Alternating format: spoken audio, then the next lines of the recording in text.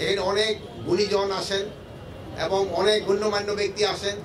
তাদের নিরাপত্তার জন্য আমাদের যত ধরনের ব্যবস্থা নেওয়ার কথা আমরা সব ধরনের ব্যবস্থাই নিয়েছি। এখানে যেন সবাই ভালোভাবে ঈদের নামাজটা পড়তে পারে, এই জন্য ধরেন যে তাদের অজুর ব্যবস্থা করা হয়েছে, কারো যদি কোনো পানি ঠানি খাওয়ারও ব্যবস্থা করা হয়েছে, সব কিছুর এখানে ব্যবস্থা আছে।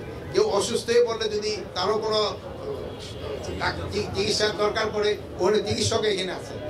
এবং এখানে কোনো জানামাল মনে নিয়ে আসার দরকার নেই, যেখানে সবাই কিন্তু কার্পেট বা নামাজেরই ব্যবস্থা আছে। তো আপনারা ভালো থাকেন, দোয়া করবেন আমাদের জন্য।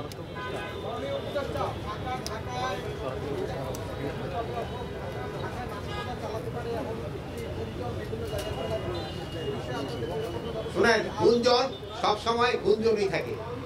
আমাদের নিরাপত্তার কোনো অভাব নেই এবং কোনো নাশকতা হওয়ার কোনো আশঙ্কা নেই। যদি কোনো ধরনের কোনো সংবাদ আপনারা পান, আপনারা আমাদের জানাবেন, আমরা জনগণকে নিয়ে, আপনাদের নিয়ে আমরা ওইটাকে প্রতিহত করব।